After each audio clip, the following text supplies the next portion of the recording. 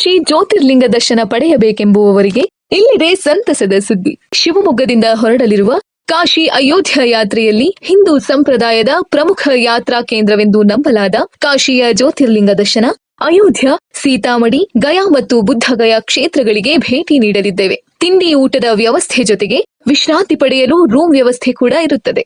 ಜೊತೆಗೆ ಈ ಯಾತ್ರೆಯಲ್ಲಿ ಅನುಭವವುಳ್ಳ ಗೈಡ್ಗಳು ಕೂಡ ನಮ್ಮ ಜೊತೆ ಪ್ರಯಾಣಿಸಲಿದ್ದಾರೆ. ನೀವು ಕೂಡ ಈ ತೀರ್ಥ ಕ್ಷೇತ್ರಗಳ ದರ್ಶನ ಪಡೆಯಬೇಕೆಂದರೆ ಹಿಂದೆ ಕರೆ ಮಾಡಿ.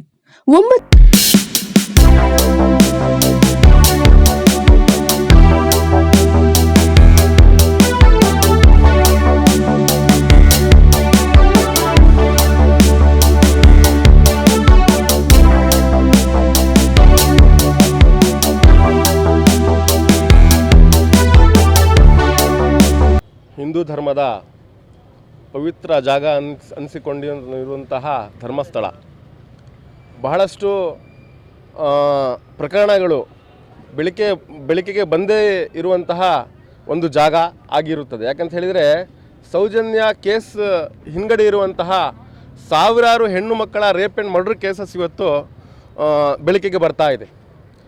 ಆ ಒಂದು ಕೇಸಸನ್ನು ತನಿಖೆ ಮಾಡಲಿಕ್ಕೆ ಬೆಳ್ತಂಗಡಿಯ ಪೊಲೀಸರು ಅರ್ಹರಿಲ್ಲ ಅಂತ ಹೇಳಿ ನಾವು ಹೇಳೋಕ್ಕೆ ಇಷ್ಟಪಡ್ತೀನಿ. ಯಾಕಂತ ಹೇಳಿದರೆ ಅಲ್ಲಿ ಸಾವಿರಾರು ರೇಪ್ ಆ್ಯಂಡ್ ಮರ್ಡರ್ ಕೇಸಸ್ ನಡೆದ್ರೂ ಕೂಡ ಅಲ್ಲಿ ಅವರಿಗೆ ತಡಿಲಿಕ್ಕೆ ಸಾಧ್ಯವಾಗಿಲ್ಲ. ಕೆಲವೊಂದು ಪ್ರಕರಣಗಳಲ್ಲಿ ಸ್ವತಃ ಪೊಲೀಸರು ಕೂಡ ಸಾಥ್ ನೀಡಿದ್ದಾರೆ ಅಂತ ಹೇಳಿ ಆರೋಪಗಳಿವೆ. ಹಾಗಾಗಿ ರಾಜ್ಯ ಸರ್ಕಾರ ಕೂಡಲೇ ಈ ಎಲ್ಲ ಪ್ರಕರಣಗಳಿಗೆ ಒಂದು ತನಿಖೆ ಮಾಡಲಿಕ್ಕೆ ಹೈಕೋರ್ಟ್ ಜಡ್ಜ್ ನೇತೃತ್ವದಲ್ಲಿ ಒಂದು ಕಮಿಟಿ ರಚಿಸಿ SIT ಮಾಡಿ ಆ SITಗೆ ಈ ಎಲ್ಲ ತನಿಖೆಗಳನ್ನು ಒಂದು ಇನ್ವೆಸ್ಟಿಗೇಷನ್ ಮಾಡಲಿಕ್ಕೆ ಕೊಡಬೇಕು ಅಂತ ಹೇಳಿ social democratic party of India ಆಗ್ರಹಿಸಿದೆ.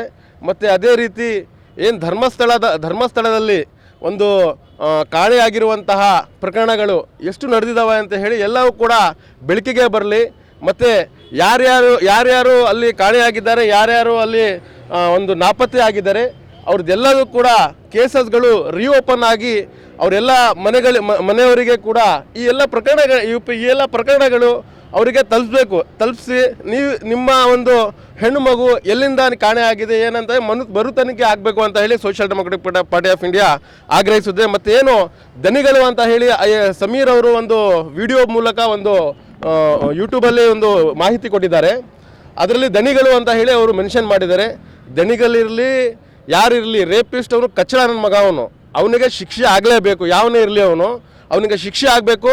ಸಾವಿರಾರು ಹೆಣ್ಮಕ್ಳು ಏನು ರೇಪ್ ಆ್ಯಂಡ್ ಮರ್ಡರ್ ಆಗಿದೆ ಅವರಿಗೆ ನ್ಯಾಯ ಸಿಗಬೇಕು ಅಂತ ಹೇಳಿ social democratic party of India ಆಗ್ರಹಿಸುತ್ತದೆ. ಮತ್ತು ರಾಜ್ಯ ಸರ್ಕಾರ ಕೂಡಲೇ SIT ರಚಿಸಿ ಅದನ್ನು ತನಿಖೆ ಮಾಡಿ ತಪ್ಪಿಸ್ಥರಿಗೆ ಗಲ್ಲು ಶಿಕ್ಷೆ ಮಾಡಬೇಕು ಅಂತ ಹೇಳಿ ಈ ಮೂಲಕ ನಾವು ಆಕ್ರೋಶಭರಿತವಾಗಿ ಆಗ್ರಹಿಸುತ್ತೇವೆ.